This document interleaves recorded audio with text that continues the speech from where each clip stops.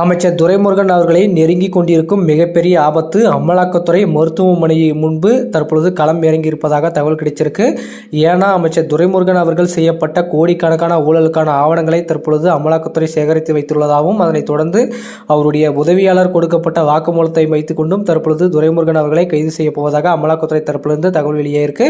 அது என்னன்றது முழுமையாக நம்ம இந்த வீடியோ பதிவில் பார்க்கலாம். நீர்வளத்துறை அமைச்சராக இருக்கக்கூடிய துரைமுருகன் அவர்கள் தற்பொழுது உடல்நிலை பாதிப்பு காரணமாக அப்போலோ மருத்துவமனையில் தீவிர சிகிச்சையில் இருக்கும் நிலையில் இது முக்கியமான நாடகமாக இருக்கும் அப்படின்ற மாதிரி அரசியல் வட்டாரத்தில் பேசப்பட்டு வந்துட்டு இருக்காங்க. ஏன்னா துரைமுருகன் அவர்கள் கைது பயத்தில் பயந்துட்டு தான் இப்போ அப்போலோ மருத்துவமனையில் போய் எனக்கு உடல்நிலை சரியில்லைன்னா அட்மிட் ஆகிருக்காரு. ஸோ அதை ரிப்போர்ட்டை வச்சு அமலாக்கத்துறையிடமிருந்து ஒரு கொஞ்ச நாளைக்கு நம்ம ஓய்வு பெற்றுக்கலாம், அதுவும் இல்லாமல் அந்த கைதிலிருந்து தப்பிச்சிடலான்ற ஒரே காரணத்துக்காக தான் துரைமுருகன் அவர்கள் அப்போலோ மருத்துவமனையில் சிகிச்சைக்காக அனுமதிச்சிருக்காங்க அப்படின்ற மாதிரி ஒரு தரப்புலேருந்து பேசப்பட்டு வந்துட்டு இருக்க நிலையில் இப்போது அமலாக்கத்துறை எதையுமே நம்ப போகிறதில்ல. ஏன்னா ஏற்கனவே செந்தில் பாலாஜி வழக்கிலும் இதே மாதிரி தான் காவேரி மருத்துவமனையில் சிகிச்சைக்காக அனுமதிக்கப்பட்டு ஒரு மாத காலமாக எங்களை நாய் மாதிரி அலைய விட்டுட்டாங்க. அதனால் கண்டிப்பாக இந்த டைமு ஒரு நாள் கூட அமைச்சர் துரைமுருகன் அவர்களை மருத்துவமனையில் வைத்து நாடகம் நடத்த நாங்கள் விடமாட்டோம் என அமலாக்கத்துறை தீவிரமான முறையில் இருக்காங்க.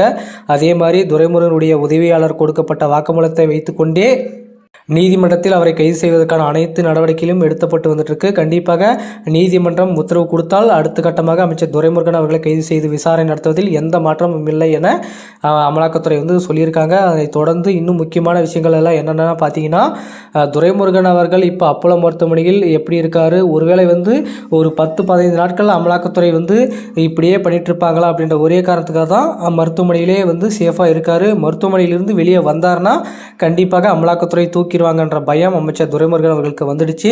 ஏற்கனவே லஞ்சம் கொடுக்க போவதாக வெளியான தகவல்களும் ரொம்ப வைரலாக போயிட்டு இருந்துச்சு. அதை தொடர்ந்து அமலாக்கத்துறை தரப்பிலிருந்து அதிகாரிகள் லஞ்சம் வாங்கியதாக ஏற்கனவே கைது செய்யப்பட்டாங்க.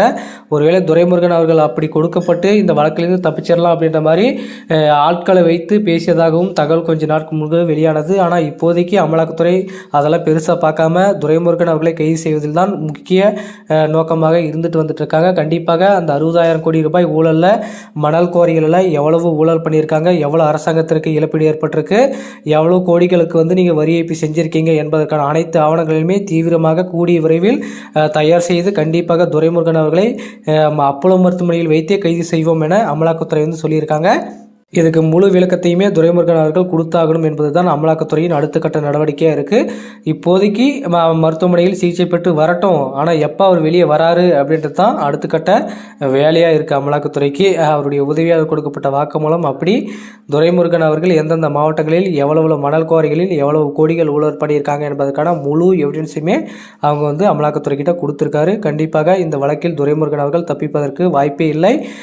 இன்னும் நிறைய விஷயங்கள் நடக்க போகுது. அதே மாதிரி தான் இந்த கல்குவாரிகள் விஷயத்திலையும் கோடிக்கணக்கான படங்கள் ஊழல் பண்ணியிருக்கார் என்பதையும் கண்டுபிடிச்சாங்க. கூடிய விரைவில் இது எல்லாத்துக்குமே துரைமுருகன் அவர்கள் பதில் சொல்லி ஆகணும் என அமலாக்கத்துறைக்கு காத்து கொண்டிருக்கிறாங்க. மக்களை தற்பொழுது அமைச்சர் துரைமுருகன் அவர்கள் அப்போலோ மருத்துவமனையில் சிகிச்சை பெற்ற ஒரு நிலையில் அமலாக்கத்துறை மருத்துவமனையில் வைத்தே கைது செய்ய போவதாக தகவல் கிடைச்சிருக்கிற நிலையில் இது குறித்து உங்களுடைய கருத்துக்கள் என்னன்றதை மறக்காம கமெண்ட்ல சொல்லுங்க.